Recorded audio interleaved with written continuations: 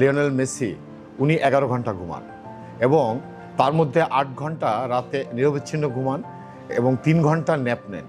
এবং এই ন্যাপের মধ্যে আবার উনি কখনোই বেডে ন্যাপ নেন না, উনি কোচে বা সোফায় ন্যাপ নেন। আর্জেন্টাইন টিমের যত খেলোয়াড় তাদের সবার জন্যই স্ট্রিক্টলি স্লিপ শিডিউল মেনটেন করা হয় এবং তাদের 11 ঘন্টা ঘুমাইতে হয়। শাকিরা উনি ঘুমান 11 ঘন্টা, কিন্তু উনি ব্যাঙের মতো ঘুমান, উনি ফ্রগ লেগ পজিশনে ঘুমান এবং কখনোই উনি কার্বোহাইড্রেট খান না। আয়ারল্যান্ড হল্যান্ডের হাতে একটা রিং ফিঙ্গারে একটা মাইক্রোচিপস দেখবেন, যেটা তার আংটির সাথে লাগানো আছে।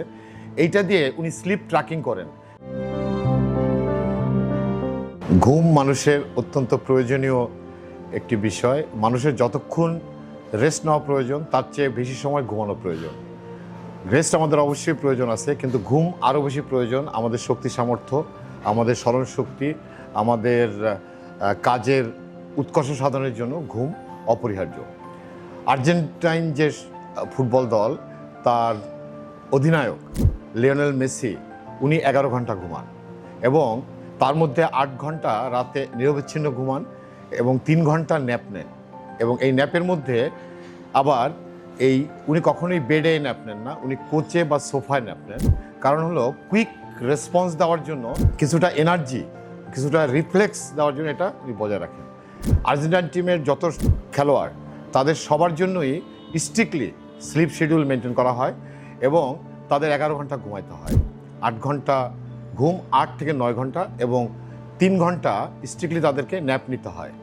আবার যখন তারা একটা ম্যাচ শেষ হয়, তারপরে রিকভারির জন্য তাদের মেডিকেল ডক্টর, তাদের স্লিপ কোচ এবং তাদের কোচ সবাই মিলে ডিসাইডেড যে 72 ঘন্টা রিকভারি টাইম দিতে হবে তাদেরকে, রেস্ট এবং ঘুম, অর্থাৎ তাদের রিকভারি পিরিয়ড দিতে হবে। এটা কেন দিতে হয়? কারণ হচ্ছে মাসেল ইনজুরি এবং যে লস হয় এইটাকে কাভার করার জন্য, প্লাস তাদের লার্নিং বিহেভিয়ার এটা বাড়ে, রিফ্লেক্স টাইমটা শর্ট হয়ে আসে এবং শার্পনেস এবং কগনিশন এটা বেড়ে যায়।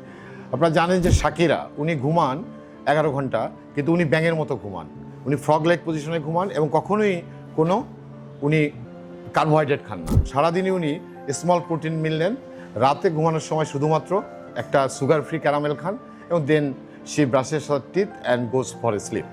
আর্লেন হল্যান্ড, যিনি নরওয়েজিয়ান প্লেয়ার, উনি 6000 ক্যালোরি নেন, কনজাম্পশন করেন, উনিও প্রোটিন খান, বিফ স্টেক, এবং ওনারও ঘুমের শিডিউল, উনি লার্ক টাইপের ঘুমান, অর্থাৎ আর্লি নাইটে ঘুমান, রাত 9টায়, ভোরে জেগে যান, কিন্তু টোটাল 10 ঘন্টা ঘুমান। একইভাবে মেসি এবং নেইমার তারাও ঘুমান 11 ঘন্টা করে টোটাল স্লিপ ডিউরেশন। আমাদের আজকে বিশ্বকাপের এই মুহূর্তে আমি আর্জেন্টাইন সমর্থক যারা, তাদের জন্য আমার শুভেচ্ছা থাকলো। আর একই সাথে আমি বলবো যে স্লিপ শিডিউল তৈরি করতে হয়, প্রত্যেকটা মানুষের স্লিপ শিডিউল দরকার। তার 8 থেকে 9 ঘন্টা ঘুমাইতে হবে আইডিয়ালি। এবং আপনারা যে আয়ারল্যান্ড হল্যান্ডের হাতে একটা রিং ফিঙ্গারে একটা মাইক্রোচিপস দেখবেন, যেটা তার আংটির সাথে লাগানো আছে। এইটা দিয়ে উনি স্লিপ ট্র্যাকিং করেন। স্লিপ ট্র্যাকিং, স্লিপ ডায়েরি এগুলো মেনটেন করা খুবই দরকার, কারণ বিভিন্ন কারণে আমাদের ঘুমটা সপ্তাহে পুরোপুরি হয়ে ওঠে না। এবং এই ঘুম কোনো ব্যাংকিং সিস্টেম না, কোনো ডেবিট ক্রেডিট সিস্টেম না। আপনার যেদিনের ঘুম সেই বায়োলজিক্যাল টাইম, অর্থাৎ কার্কাডিয়ান রিদম 24.2 ঘন্টার মধ্যে সেটা কমপ্লিট হতে হবে। কাজেই ঘুম অত্যন্ত গুরুত্বপূর্ণ।